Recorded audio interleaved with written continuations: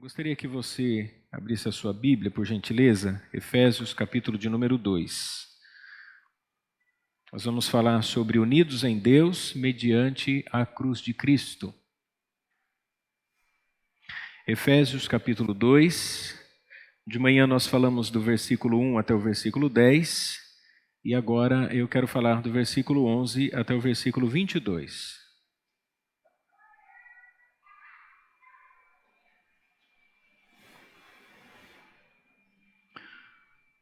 Diz assim a palavra de Deus: Portanto, lembrai-vos de que vós, noutro tempo, éreis gentios na carne, chamados incircuncisão, pelos que na carne se chamam circuncisão feita pela mão dos homens, que naquele tempo estáveis sem Cristo, separados da comunidade de Israel e estranhos aos concertos da promessa, não tendo esperança e sem Deus no mundo. Mas agora, em Cristo Jesus, vós que antes estáveis longe, já pelo sangue de Cristo chegastes perto. Porque Ele é a nossa paz, o qual de ambos os povos fez um, e derrubando a parede de separação que estava no meio, na sua carne desfez a inimizade, isto é, a lei dos mandamentos, que consistia em ordenanças, para criar em si mesmo dos dois um novo homem, fazendo a paz, e pela cruz reconciliar ambos com Deus em um corpo, matando com ela as inimizades. E vindo, ele evangelizou a paz a vós que estáveis longe e aos que estavam perto. Por quê? Por ele ambos temos acesso ao Pai em um mesmo Espírito.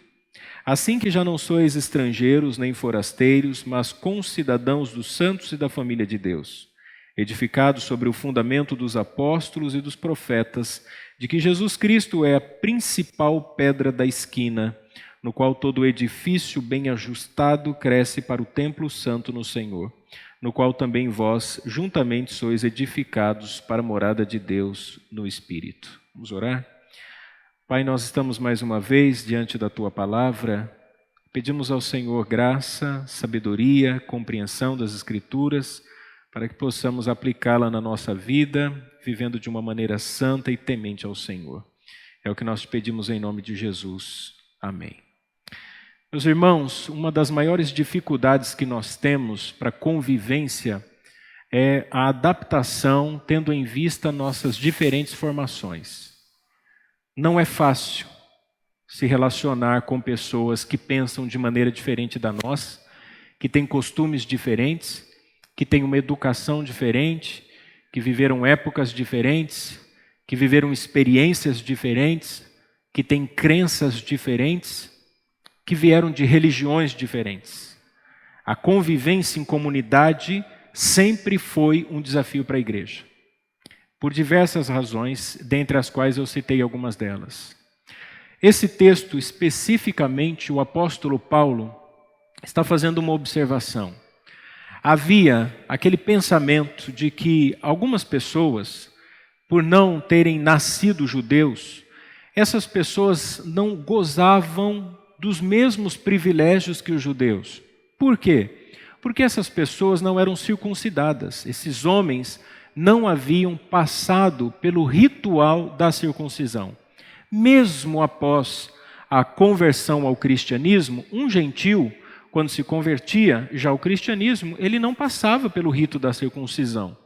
Existiam algumas pessoas na igreja que batiam de frente com essa questão, diziam, não, para ser cristão, primeiro é preciso que se torne um judeu, que pratica a circuncisão, e então faça parte da comunidade. E aqui o apóstolo Paulo vai falar que nós todos, independente de onde viemos, da crença que tínhamos, dos costumes, da maneira como vivíamos, agora em Cristo somos unidos e somos um só povo. Essa carta ele falava tanto a judeus quanto aos pagãos, que agora em Cristo se tornavam um só povo. E nós vamos aprender isso, que mediante a cruz, nós estamos agora unidos na pessoa bendita de Jesus Cristo. Vejam, a cruz para nós então é o ponto de convergência, tanto dos judeus quanto dos gentios. Ou seja, a morte na cruz é para onde vai convergir agora todas as crenças e todos os povos. Você já participou daquelas excursões? Aí você compra a passagem, aí enche o ônibus, o busão, né? E você vai para uma cidade turística. Quando chega na cidade, o organizador da excursão, ele diz o seguinte, ó, fiquem à vontade, podem conhecer as lojas que vocês quiserem, vão se divertir, façam suas compras, mas não se esqueçam, a tal horas estejam aonde? No ônibus. O ônibus é o nosso ponto de encontro. Todos estejam a tal horas aqui para que nós consigamos voltar para a nossa cidade. O ônibus é o ponto de convergência. Está todo mundo na cidade, todo mundo usufruindo do turismo, todo mundo se divertindo, mas sempre pensando, olha, existe um ponto em comum. Cada um vai para um lugar. Cada um gosta de comer uma coisa diferente, cada um gosta de visitar um lugar diferente, gosta de fazer uma coisa diferente, mas o ponto em comum, o ponto de convergência é o encontro no ônibus para retornar para a sua cidade. O que Paulo está dizendo é o seguinte, tanto os judeus quanto os gentios têm a sua herança religiosa, têm lá as suas crenças, o paganismo tinha os seus vários deuses, e os judeus, às vezes, por causa da circuncisão, se consideravam melhores. O que Paulo está dizendo é que na cruz de Jesus Cristo, tanto os judeus quanto os gentios agora vão convergir, porque todos estão unidos, estão todos dentro do mesmo ônibus, estão todos na mesma excursão para o céu, todos agora estão fazendo parte de um mesmo povo, estão todos no mesmo lugar. É isso que nós vamos aprender. E como ele vai nos ensinar isso? Verso 11, ele vai então usar um pronome de ligação. Você sabe o que é um pronome de ligação? Ele nos conecta a um assunto anterior. Ele estava falando alguma coisa, e então ele dá continuidade ao seu assunto, mas agora dando uma espécie de resumo, ou o objetivo que ele queria chegar com o assunto anterior.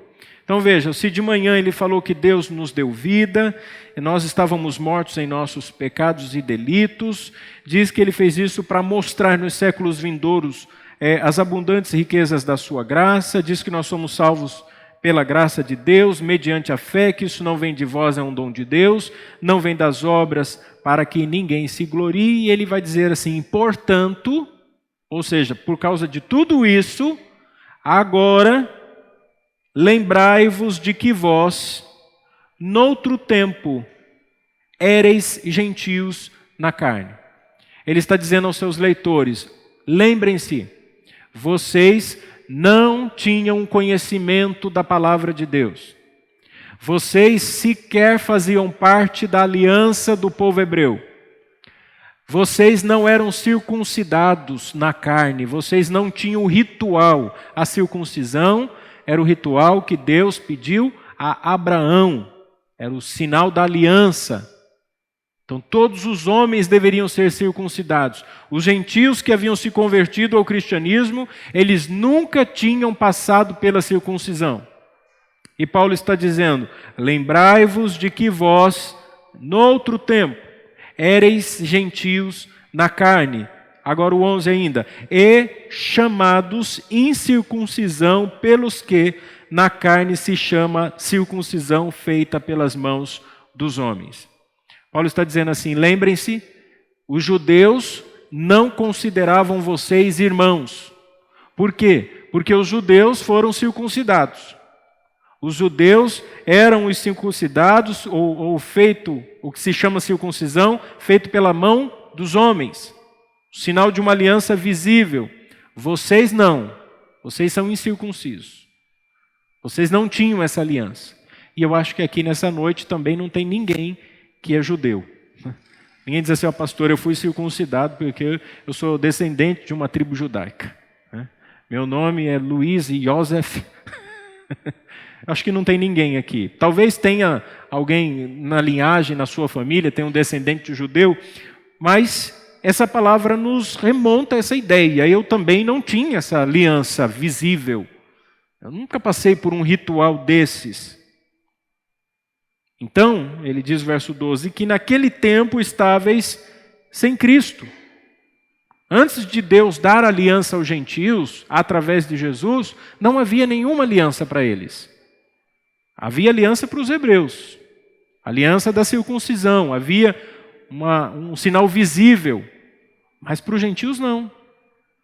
Eles eram considerados indignos. Eles não eram merecedores. Eles não eram o povo da aliança. Eles não foram chamados para ser o luzeiro das nações. Eles não eram portadores da palavra de Deus. Eles não eram descendentes dos patriarcas, dos profetas. Eles não eram filhos de Abraão. Eles não eram merecedores dessa aliança. E Paulo está dizendo, naquele tempo vocês estavam sem Cristo. Ele está ligando a um assunto anterior. Nós éramos mortos em nossos pecados e delitos. Nós não conhecíamos a Cristo. Nunca tínhamos ouvido falar das promessas de Deus feita a Abraão, porque nós não éramos judeus, não éramos circuncidados. Não aguardávamos essa era messiânica, não aguardava um homem ser crucificado. Não tenho isso na tradição da minha família, não aprendi a Torá com os meus pais, não tinha preocupação em guardar os mandamentos, não era guardador do sábado, não viajava para Jerusalém no dia da expiação, no Yom Kippur, para oferecer sacrifício pelos meus pecados. Eu não fazia nada disso. Cada um de nós com as nossas crenças, com os nossos costumes, mas totalmente desviados daquilo que Deus havia ensinado. Verso 12. Separados da comunidade de Israel e estranhos aos concertos da promessa. A comunidade de Israel é uma palavra que diz respeito não necessariamente à nação de Israel ou uma cidade. A ideia é de um verdadeiro israelita, porque nem todos os de Israel são de fato israelita. O que Paulo está falando é que nem todo israelita crê. Nós não fazíamos parte dessa comunidade, nós éramos estranhos ao concerto da promessa, a essa promessa de Deus. Nós não tínhamos nenhuma promessa que dizia assim para nós, olha, virá uma salvação messiânica. Não.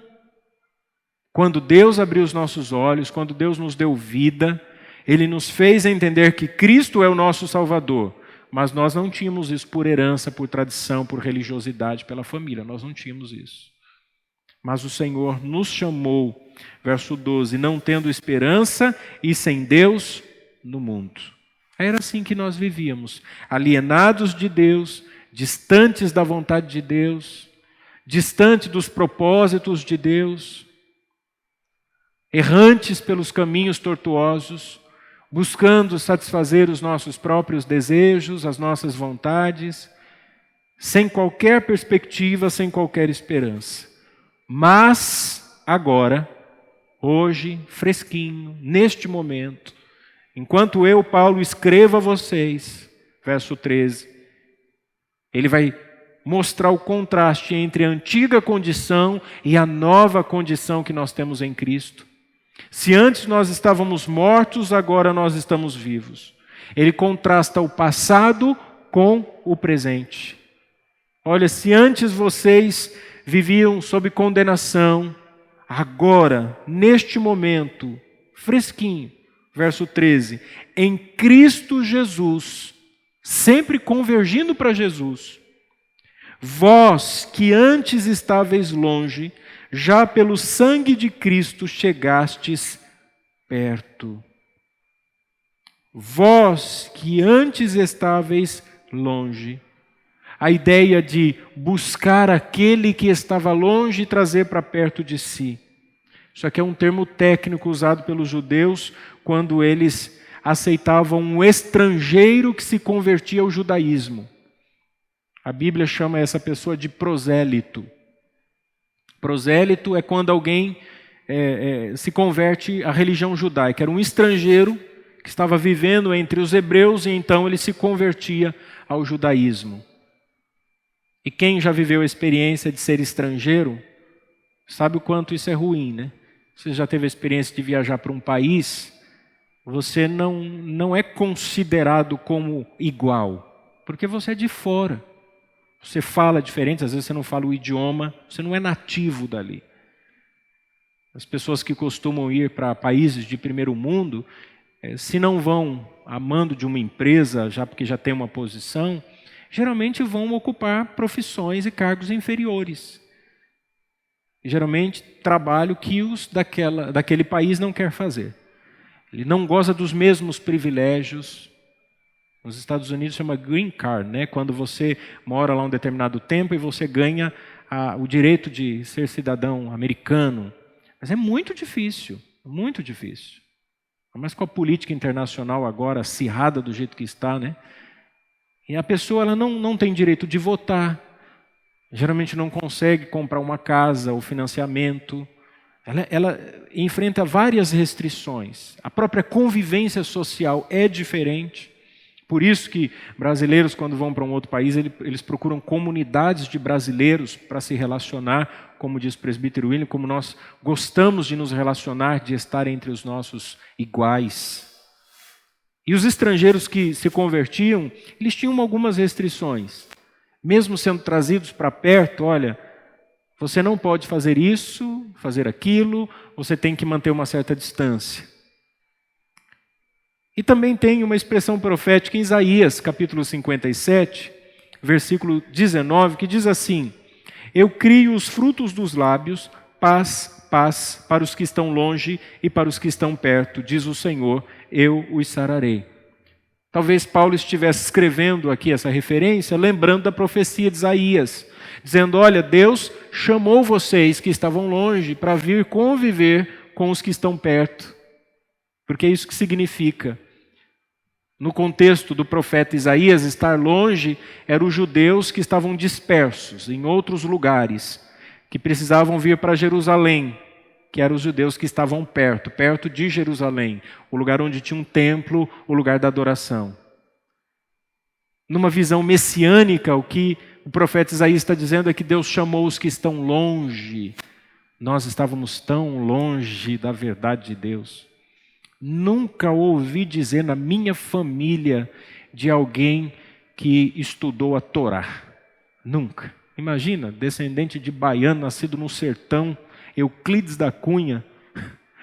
Nunca ouvi alguém falar assim, olha, fulano usava um quipá, um filactério, ensinava os filhos a memorizar a lei de Deus, estudava o Pentateuco. Nunca teve isso na minha família. Estava muito longe do que Deus havia revelado aos hebreus, muito distante. Mas hoje em Cristo, tanto os judeus quanto nós, gentios que estávamos longe, fomos unidos, fomos reconciliados. É o que ele vai falar do versículo 18, do 14 até o 18. Como que Deus nos reconciliou? Veja o 14. E derrubando a parede da separação que estava no meio. Paulo está pensando aqui no povo de Deus como se fosse um templo. Porque os judeus adoravam no templo. A gente ainda usa essa linguagem. Não é? Você fala assim, vou na igreja ou vou no templo. Esses dias um pastor colocou assim, a igreja está no templo orando por você. Eu falei, meu Deus. A igreja está no templo orando por você. A igreja no conceito de comunidade, templo, lugar de prédio. Isso aqui não é um templo, é um lugar de culto público, mas a ideia do templo ali era um lugar onde tinha a presença do sacrifício. A gente chama o palco de altar, né? O púlpito, o lugar santo. Eu lembro que quando eu me converti no ano de 1994, não podia subir na parte do púlpito. Tinha um negócio de madeira que ia assim, de ponta a ponta. Os presbíteros ficavam todos sentados lá atrás, o pastor. Ai de alguém que depois que terminasse o culto, uma criança ousasse subir no púlpito. Era um lugar sagrado. O pastor era visto uma espécie de sumo sacerdote. Receber uma oração com imposição de mãos do pastor era uma coisa assim extraordinária. O pastor colocava a mão na minha cabeça, era uma sensação de outro mundo. Porque nós tínhamos essas coisas, essa mentalidade de que se você não fizer assim, isso é um sacrilégio, né? Está ofendendo a santidade de Deus, porque a igreja, as crianças não podiam correr. Tudo bem, durante o culto, mas depois que terminou é só um prédio. Não são crianças, deixa correr, deixa brincar, você tem que cuidar para não machucar, para não sair correndo no meio da rua. Mas, nossa, se uma criança corresse, passasse por debaixo do banco, era perigoso os pais serem disciplinados por falta de reverência à santidade do local. Tinham cortinas que ficavam na parede. Até tocar nas cortinas era uma coisa quase que uma epifania, né? Ai meu Deus, as cortinas do púlpito. Para mudar uma cadeira, um vaso de lugar, era uma guerra. Tinha que fazer umas 50 reuniões com o conselho, reunir uma assembleia e o irmão, não, porque não pode, porque desde que essa igreja foi fundada, esse vaso está aí, porque esse banco tem que ser assim. Uma vez eu caí na besteira de tirar umas cadeiras e, meu Deus do céu, quase fui expulso da igreja. Essa mentalidade de que os objetos contêm algo sagrado. E Paulo sabe que a mente do judeu é assim. Os judeus pensavam assim. O templo, o altar, onde era realizado o sacrifício, o santo dos santos, o véu de cima a baixo, o sumo sacerdote com sua indumentária, todo aquele ritual. E aí ele diz então que nós somos esse templo, esse lugar de adoração, esse lugar da manifestação da presença de Deus. Se Deus se manifestava no templo, Deus se manifesta entre o seu povo. Ele tabernaculou entre o seu povo, com o seu povo. Ele habita com o seu povo. Ele é o Deus Emanuel, o Deus conosco. E aí, irmãos, numa visão mais horizontal, porque se naquele tempo tinha o lugar santo, e dentro o santo dos santos, quando entrava só o sumo sacerdote, e aí tinha o pátio, tinha a parte exterior onde ficavam os judeus, pouquinho mais para trás ficavam os prosélitos, que eram os convertidos, eles não podiam ficar juntos. Então haviam muitas separações, haviam muitas paredes. E Paulo está dizendo que Cristo derrubou a parede de separação, que estava no meio, que nos dividia entre povos diferentes. Como que Cristo fez isso? Ele foi lá e derrubou o templo? Ele faz menção do seu próprio corpo como templo, lembra? Ele disse que o templo seria derrubado depois de 3 dias, seria levantado novamente. Ele sabe do que ele vai passar, e o verso 15, Paulo diz, na sua carne, na crucificação, na sua morte, o que ele fez? Ele desfez a inimizade, isto é, a lei dos mandamentos que consistia em ordenanças. A lei é tão exigente, ela é tão complexa, que Jesus desfez as exigências da lei com relação à igreja, no sentido de que ele cumpriu, carregando sobre si todo o sofrimento e punição que a lei exigia.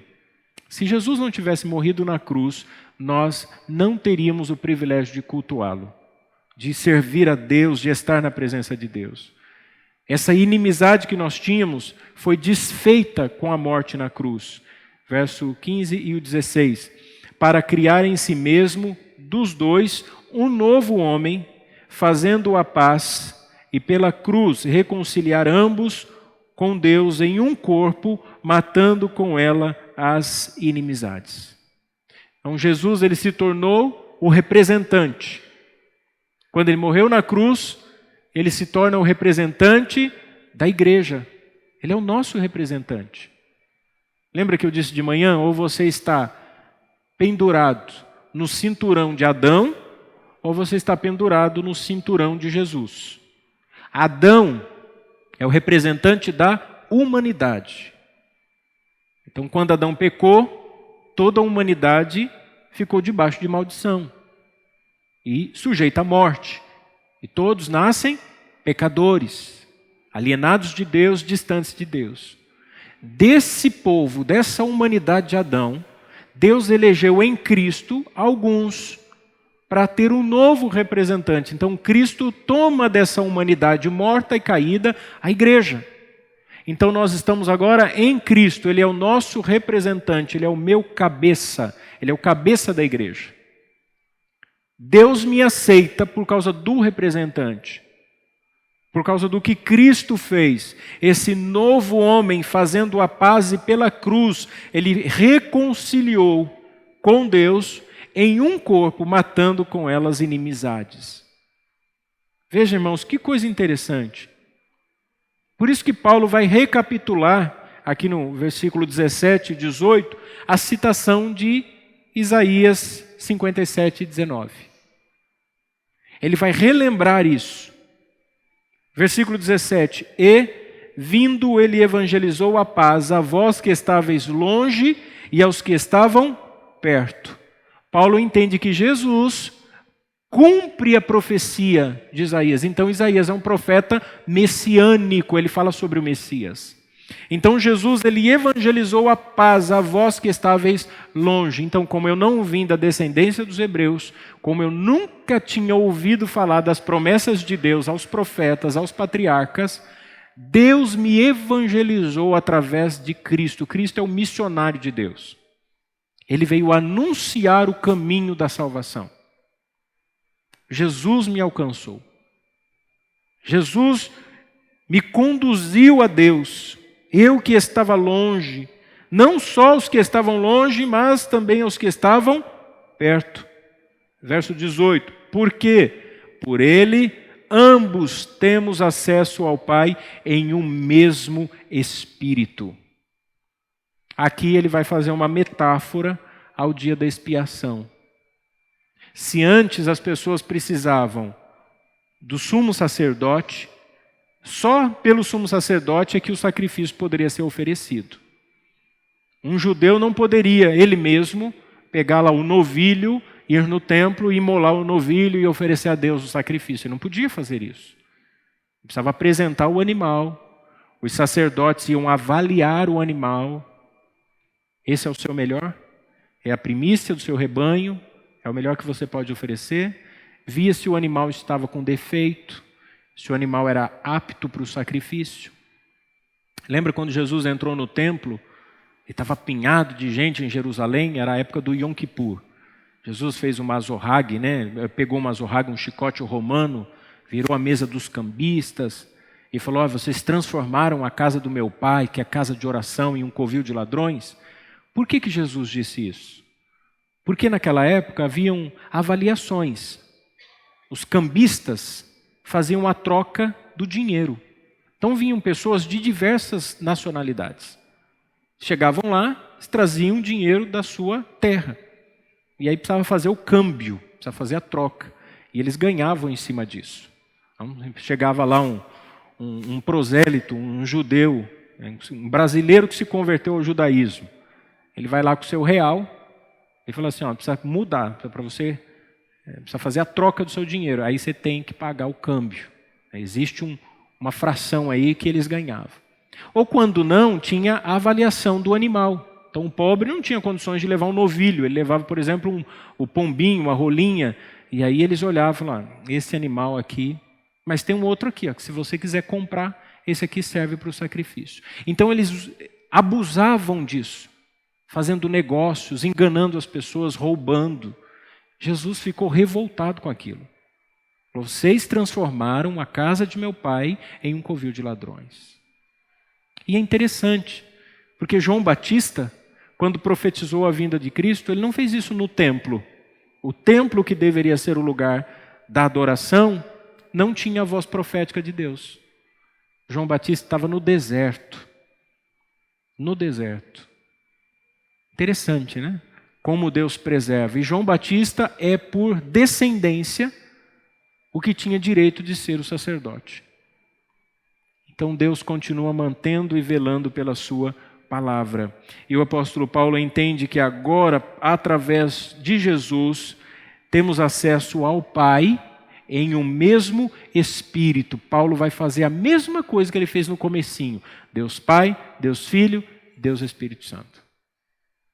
Pai Santo, Filho Santo, Espírito Santo. Porque santo não é sobrenome, é atributo. Tem gente que pensa: santo é o sobrenome do Espírito. Nome, Espírito, sobrenome Santo. Pai e Filho não tem sobrenome, não.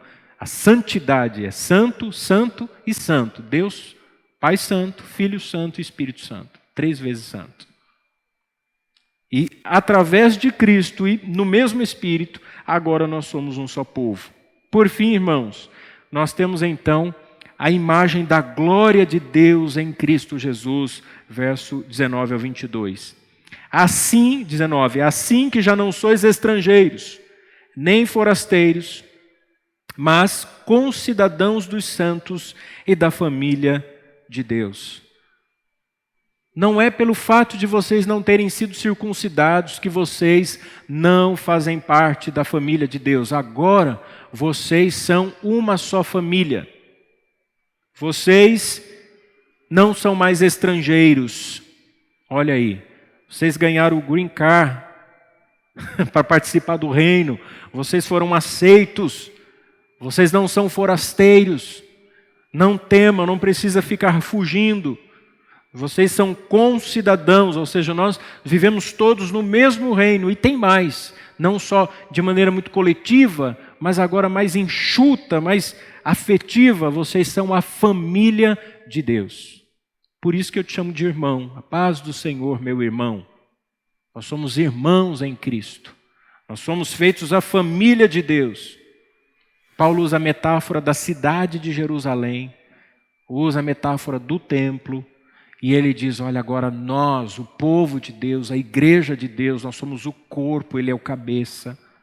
Nós somos o edifício bem fundamentado, ele é a pedra de esquina. E agora ele está dizendo assim que nós somos cidadãos, nós não somos mais estrangeiros, não somos mais forasteiros e nós somos família. Ele usa várias metáforas para nos mostrar a importância da comunhão e como definitivamente nós fazemos parte de um só corpo. Mas usando a linguagem de edifício, verso 20, edificados sobre o fundamento dos apóstolos e dos profetas.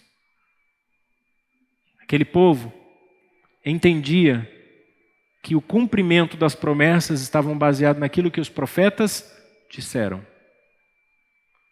Então, quem está fundamentando a igreja são os apóstolos. Os apóstolos assumem o lugar dos profetas. Aqueles profetas do Antigo Testamento, profeta Isaías, Jeremias, Amós, o papel que eles têm aqui é substituído pelo papel dos apóstolos. Os apóstolos também exercem o dom profético. Eles também desenvolvem esse papel profético.